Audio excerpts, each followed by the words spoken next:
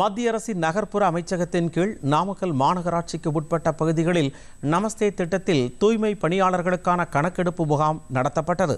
இதுகுறித்த ஒரு செய்தி தொகுப்பை தற்பொழுது பார்க்கலாம்.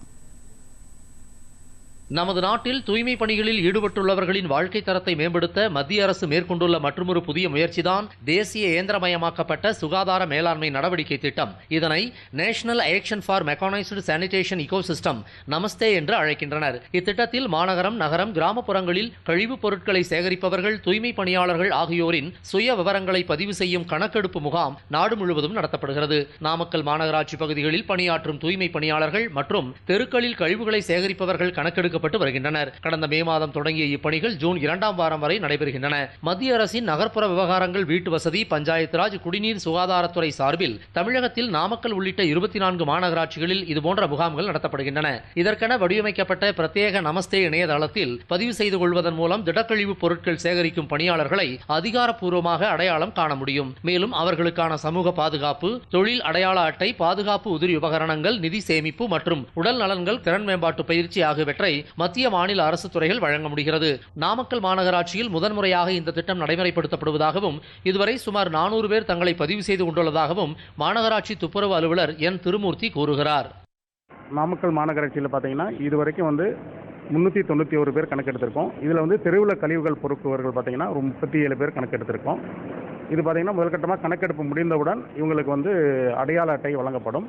அந்த அடையாள அட்டை மூலம் அவர்களுக்கு பல்வேறு நலத்திட்ட உதவிகள், திறன் மேம்பாட்டு பயிற்சி, கல்வி உதவித்தொகை மற்றும் அவங்க கழிவுகள் சேகரிக்கிறதுக்கு ஏதாவது வாகனங்கள் வாங்கணும்னாலும் அதுக்கான 5 லட்சம் வரைக்கும் கடன் உதவி வழங்கப்படும்.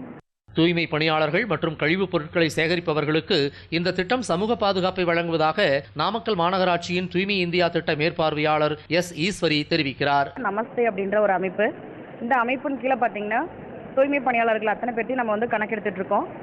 இந்த கணக்கெடுக்கிறது பார்த்தீங்கன்னா அவங்களோட குரல் ஒப்புதல் மூலியமாக தான் ஃபர்ஸ்ட் நம்ம ஆரம்பிக்கிறோம். அவங்களோட பேர், முகவரி, மொபைல் நம்பர், அவங்களோட ஆதார் கார்டு எல்லாமே ஆட் பண்ணுறோம்.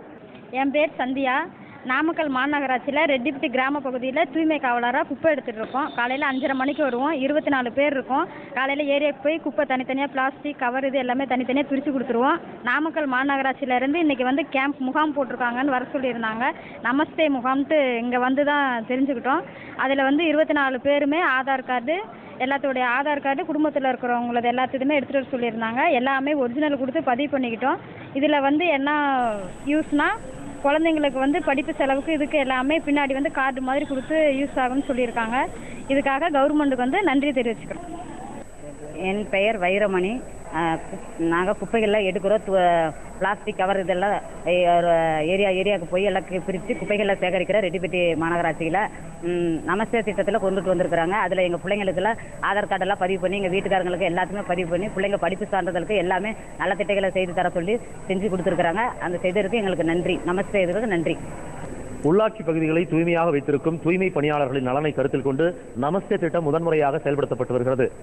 ஆகாஷ்வாணி டிடி தமிழ் செய்திகளுக்காக நாமக்கல் மாவட்ட செய்தியாளர் எஸ் கண்ணன்.